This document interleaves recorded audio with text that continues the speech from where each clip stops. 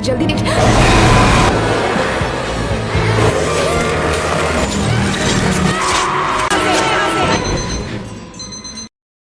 इस मूवी की कहानी फॉलो करती है एलविस टर्नर नाम की एक लड़की को, जो एक फैशन डिज़ाइनर बनना चाहती है और 60s के टाइम से बहुत ज़्यादा ऑब्सेस्ड है। वो जब 8 साल की थी तब उसकी माँ का देहांत हो गया। उसकी माँ को स्किज़ोफ्रेनिया नाम की एक बीमारी थी। ये एक दिमागी बीमारी है और इसी वजह से उन्होंने सुसाइड कर लिया। तो एली अब लंदन में अपनी नानी के साथ रहती है, लेकिन एली को उसकी माँ की आत्मा दिखाई देती है।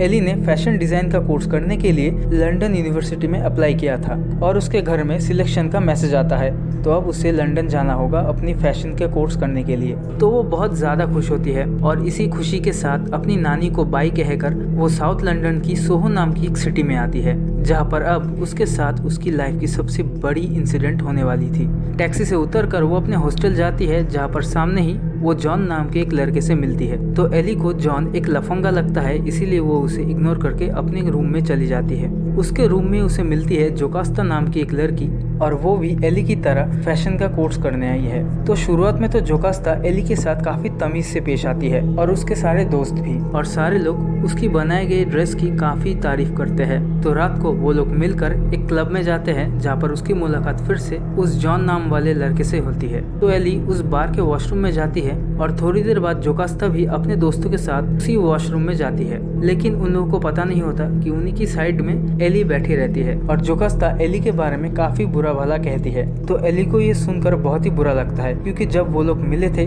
तब वो सभी सारे के सारे उसके साथ काफी अच्छे से पेश आए थे, लेकिन वो सारी लड़कियां अब पीठ पीछे उसको गाली देते हैं। बाहर से निकलकर वो लोग हॉस्टल की तरफ रवाना होते हैं, लेकिन तभी रास्ते में एली की नजर एक बूढ़े इंसान के ऊपर जाती है। वो बुरा इंसान एली की तरफ देखकर मुस्कुराता है और वहाँ से चला जाता है। एली भी उस इंसान को इग्नोर कर अपने हॉस्टल में चली आती है। रात को उनके हॉस्टल में सभी न्यू बैच के स्टूडेंट्स पार्टी कर रहे होते हैं, जिस वजह से एली सो नहीं पाती। इस पार्टी में जॉन नाम का वो लड़का भी मौजूद होता है, जो कि एली के साथ दोस्ती करना चाहता था, लेकिन एली उससे गुस्सा हो जाती है।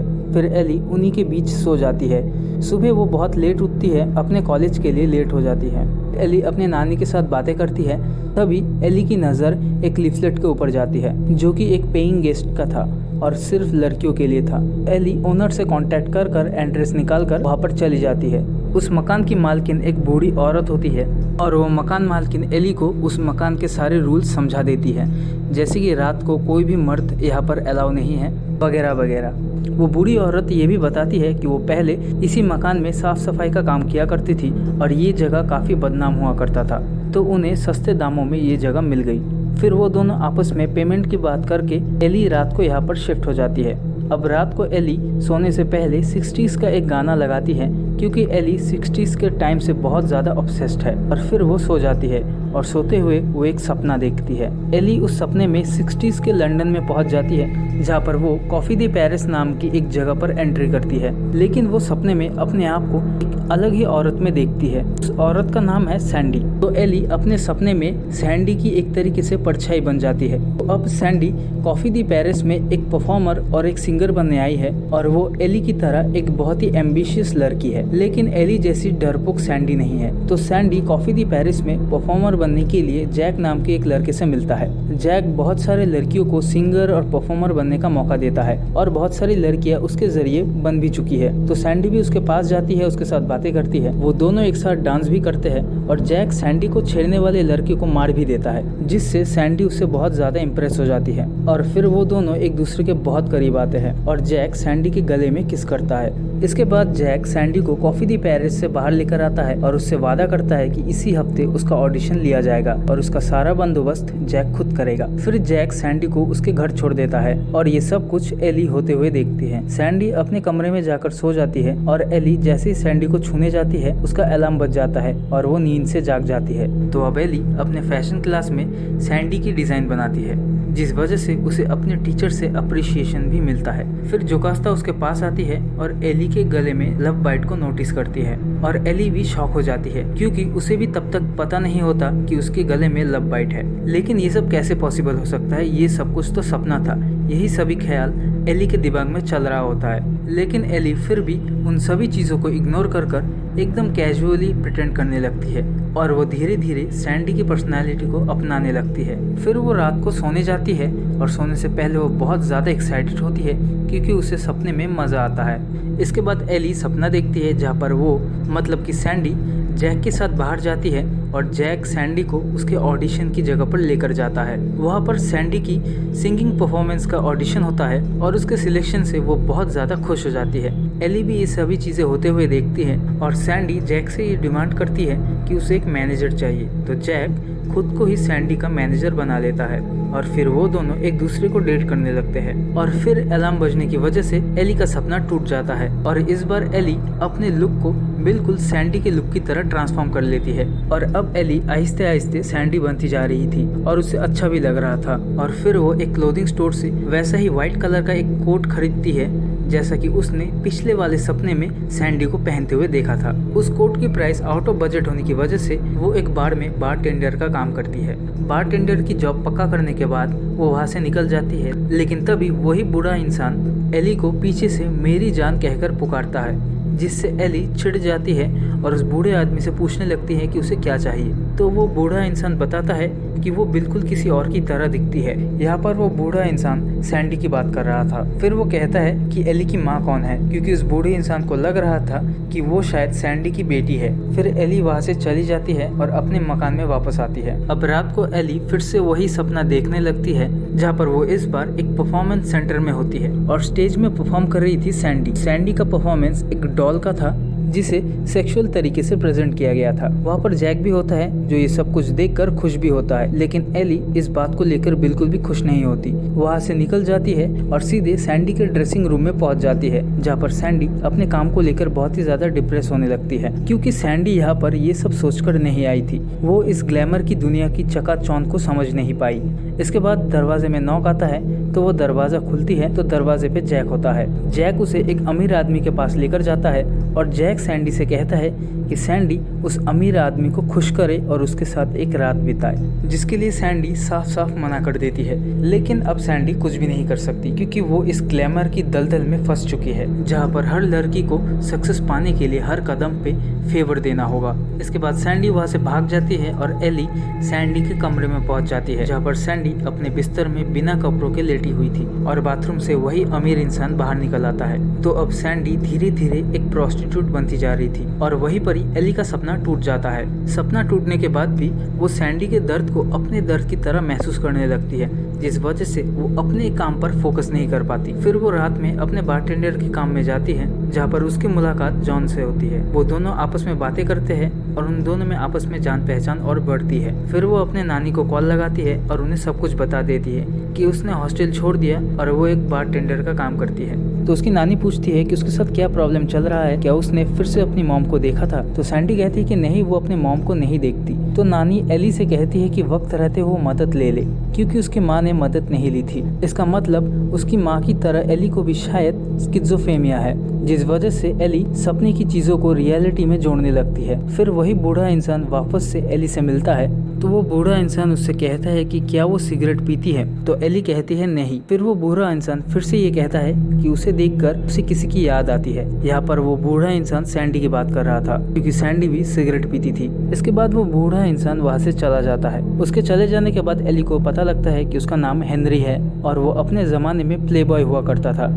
इसके बाद एली अपने रूम में अपने बिस्तर के ऊपर सिर्फ बैठती है और उसका म्यूजिक अपने आप ही चालू होने लगता है और दरवाजे से जैक बाहर निकल के आता है और एली को जबरदस्ती खींचते हुए कमरे के अंदर लेकर जाता है। और इसी के साथ हम सपने में एंटर करते हैं, जहाँ पर अब सैंडी जैक के कहने पर अलग अलग मर्दों को खुश करेगी। तो वो स्टेज में जाती है, डांस करती है और हर रोज अलग अलग मर्दों को अपनी तरफ अट्रैक्ट करती है और उन्हें खुश करती है। इसी दौरान वो एक पुलिस ऑफिसर से मिलती है उसी जगह पर, जो सैंडी से ये कहता है कि उसे इस जगह से निकल जाना चाहिए, वो इस जगह के लिए नहीं बनी। एली भी उसकी परछाई बनकर सब कुछ देखती है और सैंडी को इस दलदल से बाहर निकालने के लिए एली उस मिरर को तोड़कर सैंडी को पकड़ लेती है और उसका सपना टूट जाता है। और फिर वो अपने कमरे की सीलिंग में सैंडी को देखती है बिस्तर पे लेटी हुई। और वो एक प्रोस्टिट्यूट की गेटअप में है। और फिर वो अपने सामने किसी की परछाई देखती है जिसका चेहरा नहीं है, और वो परछाई एक के बाद एक अलग अलग इंसान का रूप लेती है, लेकिन किसी का चेहरा नहीं दिखाती। ये सारी चीजें उसी रूम का रिफ्लेक्शन है जो कई सालों पहले इस रूम में हो चुकी है। फिर वो अपने रूम से बाहर निकलती है तो देखती है कि सुबह हो जाती है और वो तैयार होकर अपने फैशन कॉलेज में जाती है,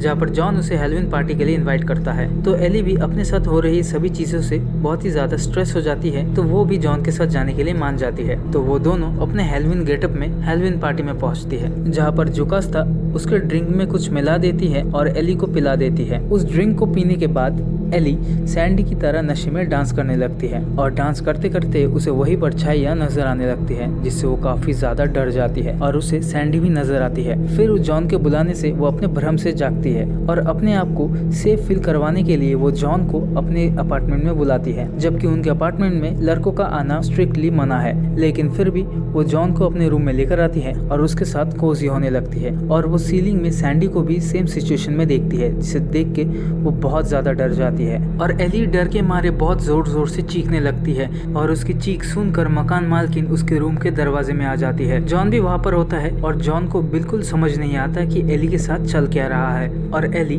अपने आंखों के सामने जैक सैंडी को मारते हुए देखती है। वो देखती है कि किस तरीके से जैक ने सैंडी को मार डाला, जिसे देखकर वो बहुत ही ज्यादा डर जाती है। और तभी मकान मालकिन रूम में आ जाती है और जॉन वहाँ से भाग जाता है, और फिर एली होश में आती है। सुबह होने के बाद एली रूम का कचरा साफ कर मकान मालकिन से मिलने जाती है और उनसे पूछती है कि क्या उसके रूम में किसी लड़की की मौत हुई थी। तो मकान मालकिन का कहना था कि उसके रूम में बहुत सारी लड़कियां पहले रह चुकी है, और इस लंदन शहर में हर एक रूम में किसी न किसी की मौत हो चुकी है। तो मकान मालकिन एली के क्वेश्चन का ठीक से जवाब नहीं दे पाती। इसके बाद एली अपने फैशन की क्लास में होती है, जहाँ पर एली अपने बनाए गए ड्रेस को एक मॉडल के ऊपर ट्राई करती है, लेकिन उसको उस मॉडल में सैंडी नजर आती है और वो डर के मारे वहाँ से भाग जाती है। भागकर वो सोहो शहर के रास्ते में इधर उधर भागने लगती है और उसे दिन में भी परछाइयाँ नजर आने लगती है। तो वो आखिर में पुलिस स्टेशन पहुँचती है और वो पुलिस को सारी चीजें खुलकर बताती है।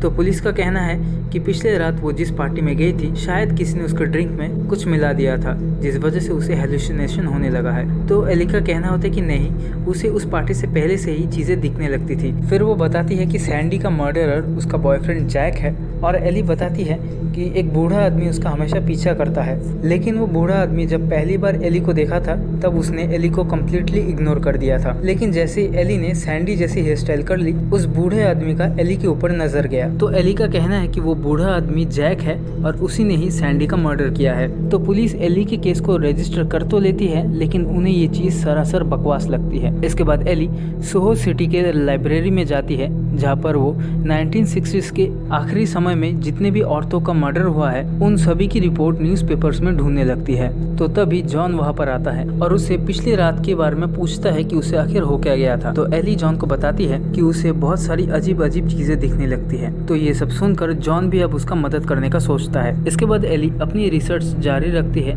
लेकिन तभी पीछे से बहुत सारी परछाइयाँ या फिर घोस्ट उसके पीछे पड़ जाते हैं और वो डर के मारे लाइब्रेरी में इधर उधर भागने लगती है। फिर वो एक कैंची लेकर एक परछाई के ऊपर जैसे हमला करने वाली होती है, जॉन उसके हाथ को पकड़ लेता है और एली देखती है कि वो किसी परछाई के ऊपर नहीं बल्कि जोकास्ता के ऊपर हमला करने वाली थी। फिर वो वहाँ से भागकर एक खिड़की के पास पहुँचती है और वहाँ से नीचे देखती है कि सैंडी कहीं पर जा रही थी। तो वो भी अब सैंडी का पीछा करने लगती है। पीछा करते करते एली एक गली के अंदर पहुँचती है, जहाँ पर उसे बहुत सारी परछाइयाँ रोकने की कोशिश करती है, लेकिन फिर भी वो सैंडी का पीछा नहीं छोड़ती। फिर वो एक वक्त पे आके वो सैंडी को पकड़ लेती है, लेकिन सैंडी उसे धक्का देकर नीचे गिरा देती है और वो फिर से सपने से जाग जाती है। और वो भागकर जैसे ही उस गली से बाहर निकलती है, वो अपने ही काम करने की जगह पर पहुंचती है। तो वो बार के अंदर जाती है तो बार की मालकिन उससे कहती है कि नीचे जाए, उसके लिए ग्राहक वेट कर रहा है। तो वो नीचे जाती है तो वो देखती है कि वही बूढ़ा इंसान वहाँ पर बैठा हुआ है, जिसे एली जैक समझती है। तो एली उस बूढ़े आदमी से सैंडी के बारे में पूछने लगता है। तो वो बूढ़ा आदमी कहता है कि वो अपने जमाने में बहुत सारी लड़कियों को जानता था और बहुत सारी लड़कियों को अपने काबू में भी रखता था, लेकिन सैंडी उनमें से काफी अलग थी। लेकिन आखिर में सैंडी के साथ वही हुआ जो उसे चाहिए था। तो एली को पता है कि उस बूढ़े आदमी ने ही सैंडी को मारा है और वो बार बार उस बूढ़े आदमी पर इल्ज़ाम लगाती रही कि उसी ने ही सैंडी को मारा है और अब एली उसको जेल पहुंचाकर ही छोड़ेगी। और वो ये भी कहता है कि एली सैंडी को जैसी समझ रही थी सैंडी वैसी बिल्कुल भी नहीं है। सैंडी एक बहुत ही खतरनाक औरत है, लेकिन फिर भी एली उस बात को नहीं मानती। इसके बाद वो आदमी एक गाड़ी के सामने आ जाता है और उसका एक्सीडेंट हो जाता है। एक्सीडेंट के बाद बार ओनर बाहर निकलती है और वो कहती है कि पुलिस को जल्दी से जल्दी इन्फॉर्म करे और पुलिस से ये कहे कि ये आदमी एक पुलिस वाला था। तो एली बार ओनर से पूछती है कि ये आदमी असल में है कौन। तो वो बार ओनर बताती है कि ये आदमी लेंसी है और ये अपने ज़माने में एक पुलिस वाला हुआ करता था जो रेड लाइट एरिया में काम करता था, जहाँ पर सैंडी अपने प्रोस्टिट्यूशन का धंधा करती थी। और इसी आदमी को एली ने अपने सपने में देखा था, लेकिन वो इसे पहचान नहीं पाई बल्कि इसे जैक समझ बैठी। ये बात जैसे ही उसके दिमाग को हिट करती है और अपने नानी को कॉल लगाती है और उनसे कहती है कि वो अब घर जाना चाहती है, जिसके लिए वो जॉन की मदद लेती है। तो वो जॉन की गाड़ी से अपने अपार्टमेंट में पहुंचती है और जॉन को बाहर रुकने के लिए कहती है और जॉन से कहती है कि 15 मिनट में अगर वो बाहर नहीं निकलती तो वो जाकर पुलिस को इन्फॉर्म करे। इसी के साथ एली अपार्टमेंट के अंदर जाती है और उस अपार्टमेंट के ओनर से अपना डिपॉजिट वापस मांगती है। तो वो मकान मालकिन सबसे पहले एली को चाय पीने के लिए कहती है क्योंकि वो बहुत ज्यादा डरी हुई है। फिर एली से पूछती है कि क्या वो पुलिस के पास गई थी, तो एली कहती है हाँ। फिर वो मकान मालकिन कहती है कि वो जिस कमरे में रहती है उस कमरे में एक लड़की की मौत तो हुई है और वो लड़की थी वो बूढ़ी औरत खुद, वो बूढ़ी औरत ही सैंडी है।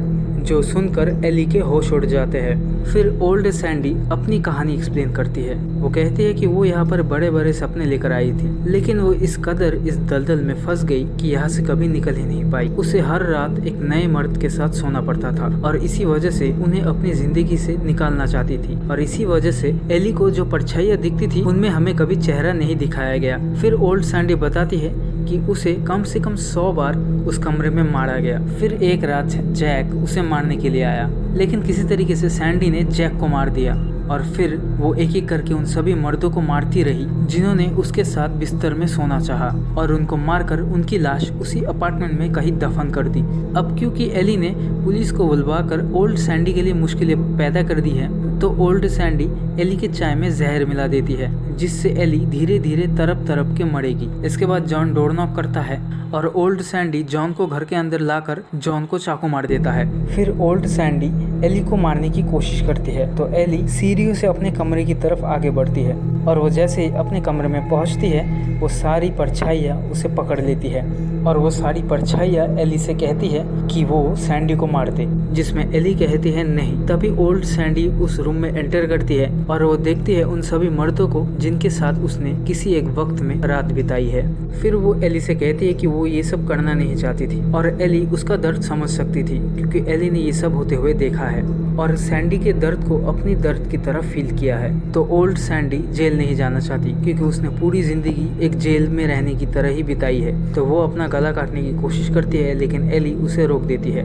तो सैंडी एली से कहती है कि अब उसका अंत आ गया है और उसे अपना अंत मंजूर है। फिर वो कमरा सैंडी और उसकी बुरी यादों को लेकर आग के लपेटे में खुद को जला देती है और एली और जॉन को पुलिस रेस्क्यू कर लेती है। इस इंसिडेंट को काफी दिन बीत जाते हैं और अब एली एक सक्सेसफुल फैशन डिजाइनर बन चुकी है और एली की नानी ये देखकर बहुत ज्यादा खुश होती है कि उनकी पोती अब एक सक्सेसफुल लाइफ जी रही है। और फिर इसके बाद एलिविस टर्नर सैंडी को मिरर में देखती है और मूवी यहीं पर ही खत्म।